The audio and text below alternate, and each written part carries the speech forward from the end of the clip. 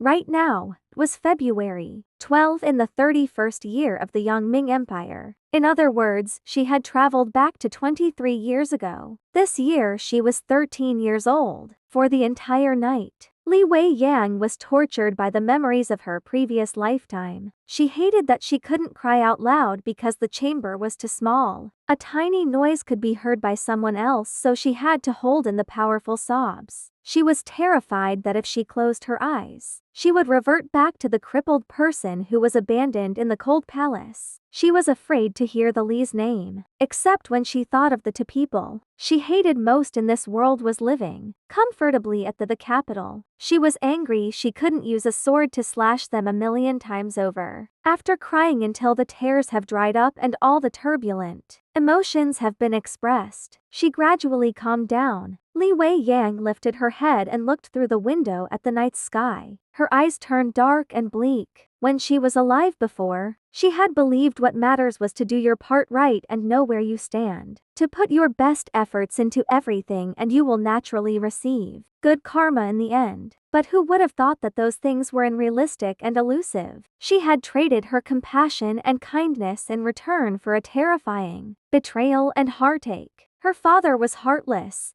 Her husband was bitter and resentful, and even that person whom she thought of as her good sister, even though she couldn't be compared to Li Hangla's beauty. But she had been faithful and loyal to Tuo Bazhen. For him, she had ignored the line between life and death. Had it not been for her, Tuo Bazhen would have died long ago. He wouldn't have the chance to become the emperor. Yet she has become the trash that has been discarded into the cold palace. Heaven has granted her a chance for rebirth. Li Wei Yang inhaled deeply. Her gaze was determined. There were no reasons to be mercy towards those people. Someday, this debt they owe her, she will ask for it back from each and every single one of them. The night began to disappear. A day had passed by. In a blink of an eye, a new day had begun. Mrs. Ma was hesitant. She didn't know if she should wake up Li Wei Yang.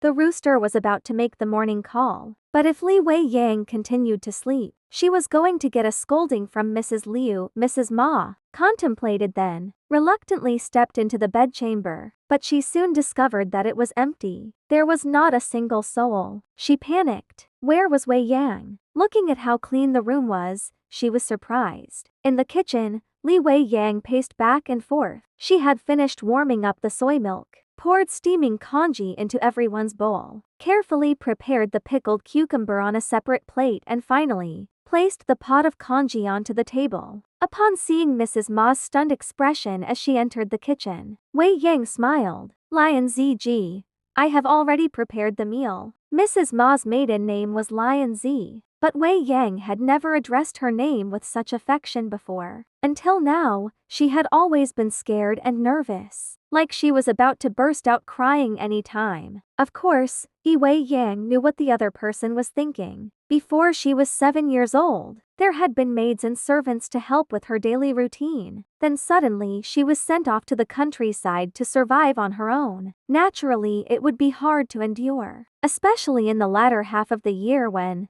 Mrs. Liu couldn't get her hands on the living expense. She had become more abusive and mean. Consequently, Wei Yang became even more terrified and nervous, like a deer caught in headlights. But right now, when she has already experienced Tuo Bazhen's ruthlessness and cruelty, experienced the agony of her broken legs, and the 12 years of imprisonment in the cold palace, what was Mrs. Liu? She was an insignificant obstacle. No, she couldn't even be considered an obstacle. She was simply a small rock on the road. What was there to be afraid of? Thinking of this, Li Wei Yang smiled and said, "And Ho and them are almost here. Lion Zg should hurry up with the preparations." In total, this family had 5 members. The head of the family was Shou King.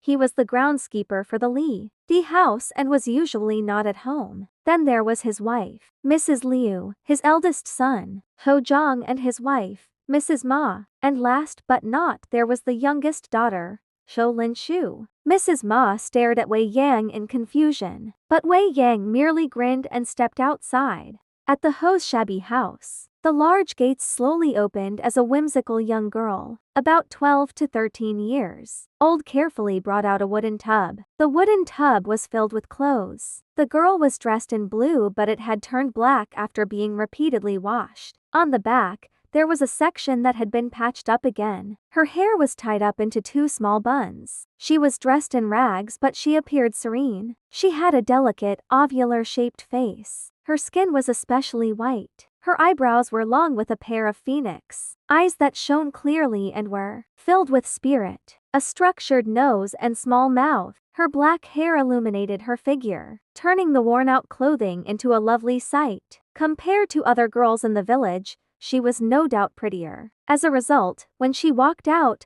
a lot of eyes had strayed towards her. Li Wei Yang wore cheap clothing and had no makeup on, but her face remained calm and composed, as if she didn't notice the staring. With the wooden tub in hand, she made her way towards the riverside. Then again, what was the use of beauty? Before, she had thought her appearance was quite exceptional too, but when she returned to the capital and saw Li Hangla, she understood the meaning of beautiful like a fairy. Compared to Hangla, her beauty was considered common. Li Wei Yang stopped by the riverside and squatted down. With power, she used the washing bats to beat the dirt out of the laundry. The washing bats pounded on the clothes and created the pow, pow sound. Water splashed up and sprayed onto her clothing and face. But she was unaffected and focused on the task. There was no hint of resentment. The other girls, who were also laundering, noticed her. They nudged at each other and glanced at her through the corner of their eyes. They exchanged smirks and whispers, gossiping like a bunch of sparrows. Look, look. The precious Hao Ji young miss is here doing the laundry. How pitiful. Look at what she's wearing. It can't even be compared to us. Is she really the Prime Minister's daughter? How come not a single courtier has shown up to visit her? Ayah! Don't you know? She was born in February and was said to be a curse towards her father. They were in a hurry to kick her out. In other words, they have no intentions of seeing her again. Oh, it's better to be a village maiden like us than the Prime Minister's unwanted daughter. If it was me, I would have been angered to death. Exactly. Even if it was given to me, I wouldn't want it. Each and every word flew into Li Wei Yang's ears. She remembered when she was really young she had carried the hopes and dreams of one day returning to the capital to live a promising life. However, every time she imagined it, her self-pitying would intensify along with other griefs and sorrows.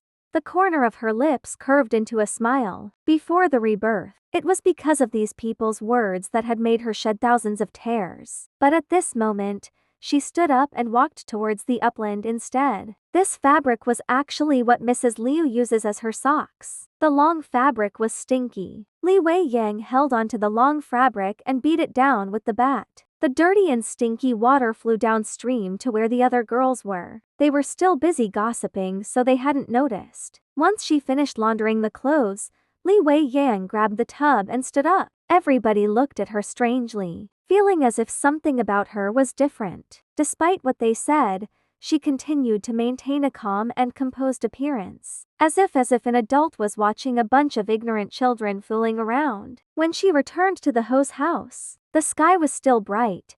Mrs. Liu had just finished her meal and was sitting on the porch flossing her teeth with a toothpick. Seeing Wei Yang, her eyebrows furrowed. She wanted to say something, but for some reason, she swallowed it down, got up and went back inside. Mrs. Ma came over and handed Wei Yang a tortilla bread. In a small voice, she said, "Father-in-law has returned." Shocking.